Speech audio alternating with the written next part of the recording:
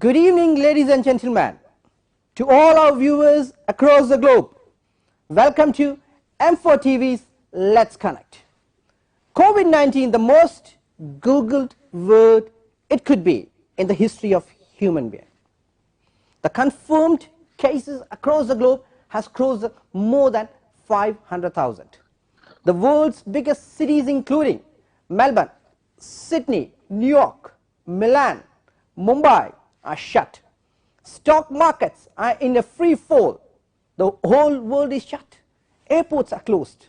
Leads up to a question. What's going on? What's wrong? How long it will be affecting the human being? The death rate in Italy has crossed 13,000 at this stage when I'm speaking. Spain is leading number 2 at crossed almost 7,800 people. It's being really, really critical each and every second. So we are here from the studios of M4TV, taking you to the Let's Connect, talking with the top professional and intelligent people in Melbourne to see what's the scenario in Australia is going on, how the things the government is doing the best for the public, for the safety of public. It's true, stay safe, be safe, stay home, you will be safe. The government is giving every regulations each and every hour to make sure the safety of Australians are more important.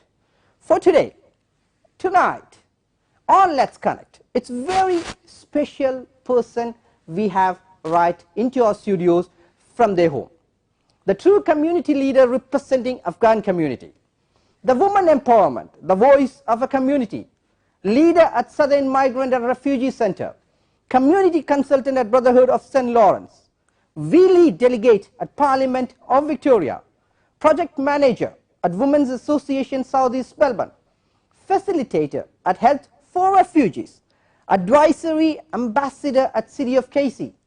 President at United Cultural Supported Incorporated. Wow, absolutely stunning profile. Awesome, stunning, absolute great personality. We welcome Sadia Ali from the Afghan community to Let's Talk, Let's on M4TV. Welcome Sadia with M4TV. Good evening Sadia. Thank you. Good evening Vinny. Thank you for having me.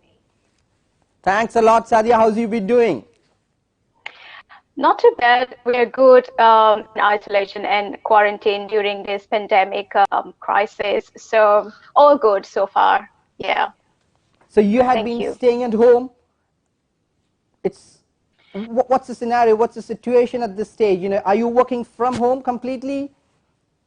Yes, it's been 2 weeks that I'm working from home, and as a family we have quarantined ourselves, and I think the entire Victoria is under restriction level 3, where the public places are abandoned, and there's level 3 restrictions on shopping centers, and children are not allowed to go to parks and gyms, and all the small businesses have been shut down for the sake of the safety of the community and every member, because we're all in this together.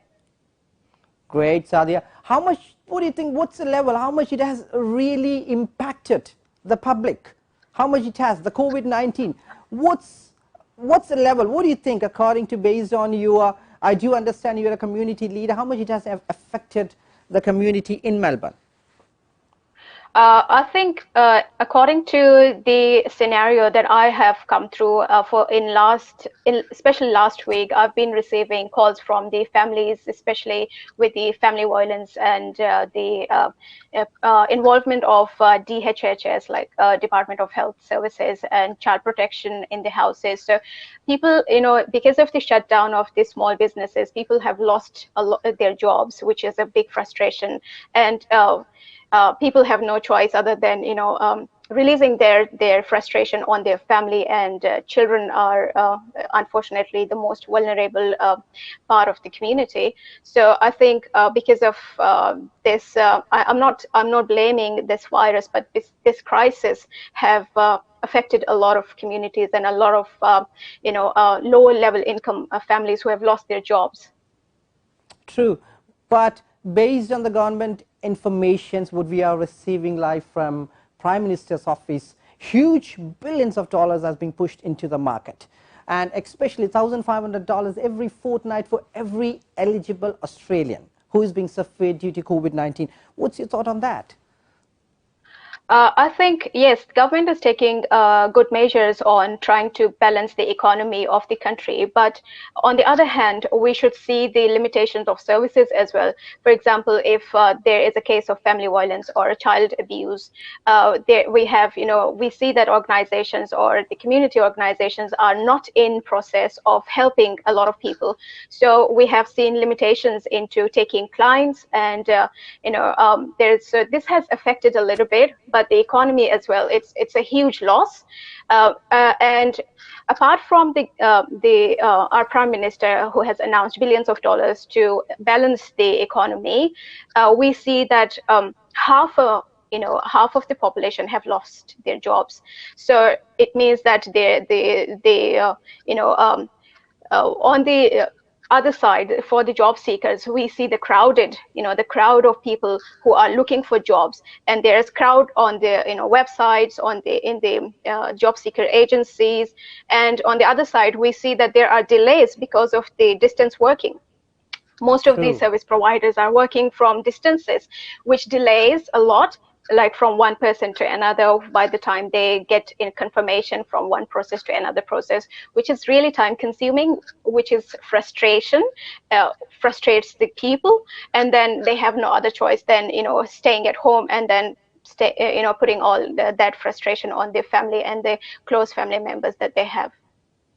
We do understand it's been really a frustration. It's been really a stressful period which we are going on. Especially the whole world is going on.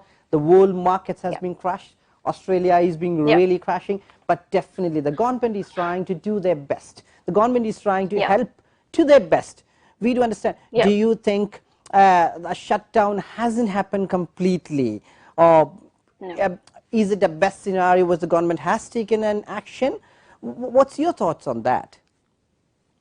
I think I'm not an economist and I'm not a strategist as well, but to my knowledge, I think the government could have taken better steps in preventing this pandemic, into like shutting down everything altogether at once, rather than having restrictions, because this is bringing more damage to the businesses, especially small businesses have been affected a lot, especially the hospitality has been damaged a lot, and other health services that has been shut down, and distance. For example, elderly people from the community who needs to see their doctors, but they have to consult their doctors from distance, which is for some of the communities, they do not have that that advantage of having an internet or laptop where they can meet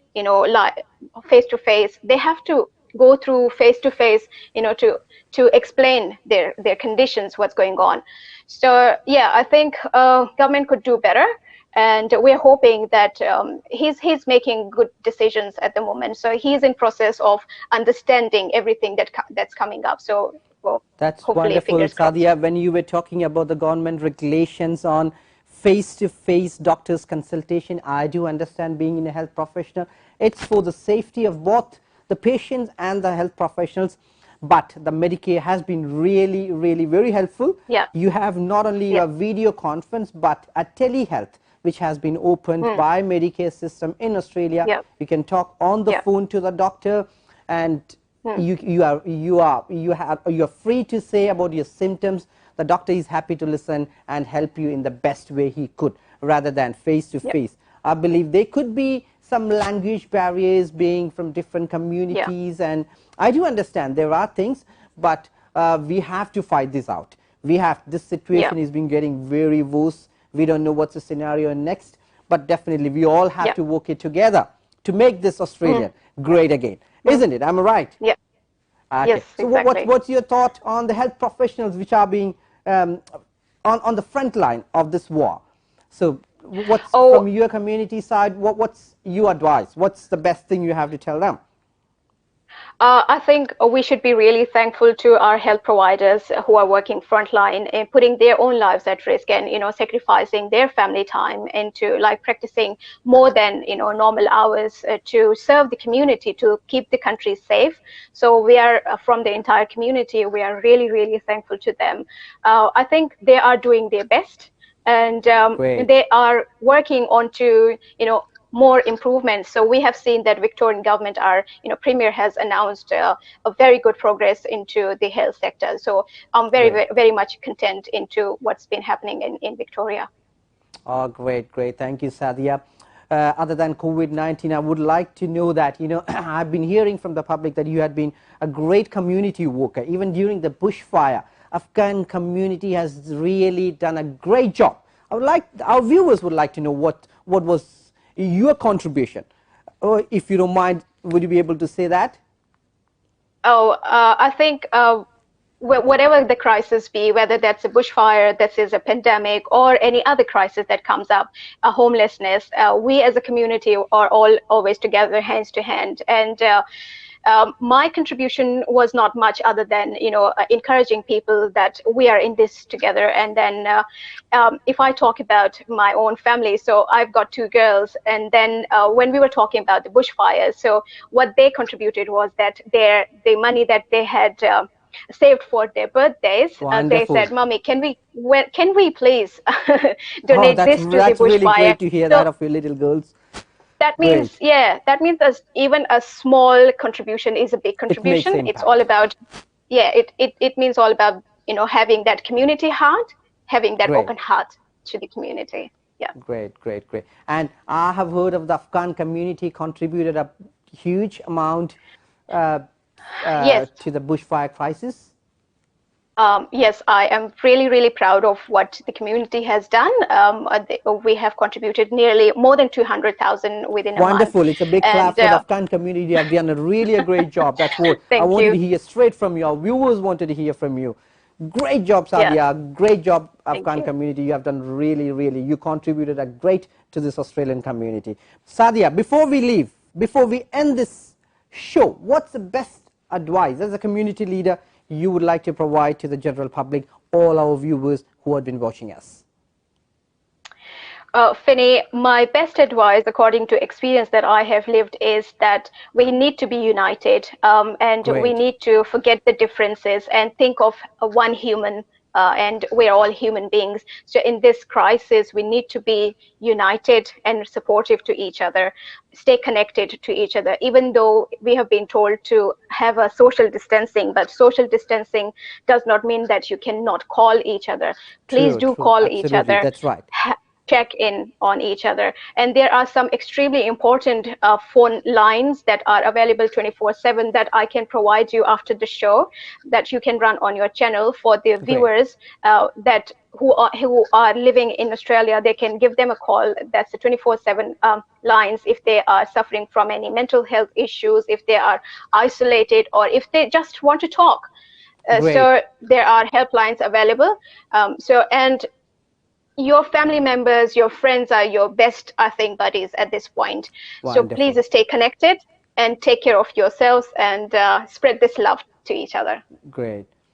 Absolutely. It was a great advice from our community leader from Afghan community, Sadia Ali, to be here with M4TV. Thanks a lot, Sadia, for being with us, spending your most precious time. Thank you once again. Have a great day and good luck. Thank you. Thanks, Finney, for having me. Thank you. Have a good day.